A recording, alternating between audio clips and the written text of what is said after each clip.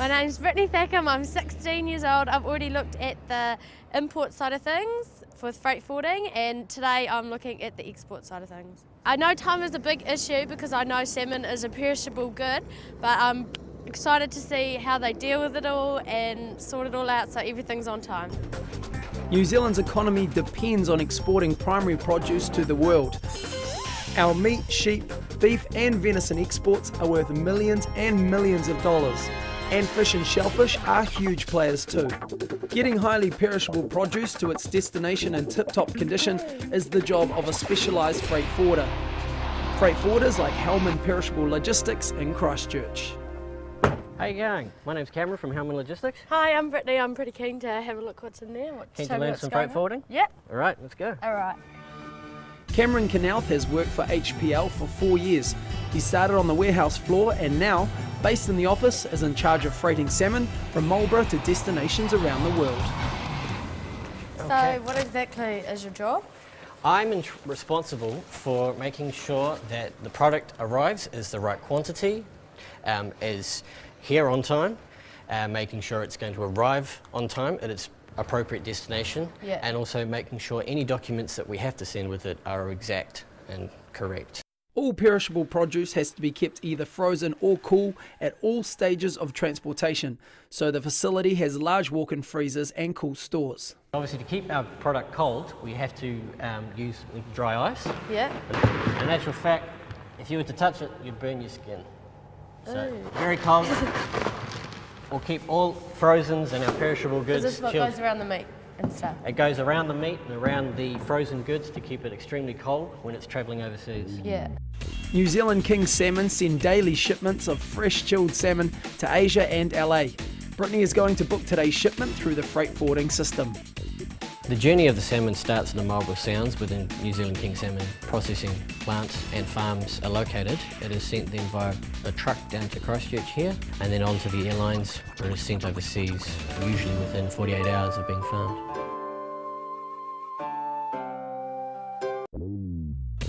With 135 boxes of salmon just arrived from Marlborough, Brittany's getting on to the shipment orders. The gross weight is 2,673. That's great. From that, now we can start entering details into our system to create the documents for travel. The salmon is being booked to leave on this afternoon's Qantas flight to Sydney and on to Tokyo. An airway bill has to be created, so the weight, the space needed, customs clearance and allocation of codes is entered into the system. So here we have is the airway bill, which we'll separate. All right, so customs and the airlines know everything. Is there anything else you need to do? Yep, what we need to do is we need to tell the boys in the store, we need to give them labels so they can label every single polybin.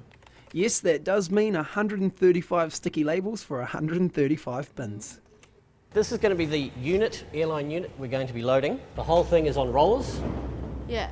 So even with thousands of kilograms of product on it, you can easily roll them off and roll them back on. How much weight can this hold? This can hold over 4,000 kgs. Yeah. So with our 135 here, how heavy was that?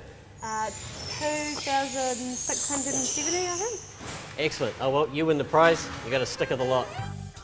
The type of person that would be good for this job is someone who can think on their feet, who can communicate their ideas clearly and precisely, and also make important decisions. For example, we may have an aircraft delayed, be it mechanical, be it weather related, and if this happens, it may miss a connecting flight, or it may not go at all. So we have to think on our feet, we may have to bring the product back to our cool store facilities, or we may have to arrange another flight for it to travel on. We just had word one of our flour shipments that are coming in is slightly larger than we originally booked. Yep. So we've got to contact the airline and get them to make more room for us.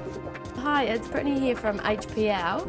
I've got a consignment of flowers here, but I need to up the weight, 400 kgs. We've got a wee bit of problem. We can do it to Sydney on 46, but Tokyo's overbooked at this stage. Okay, they can't take the extra.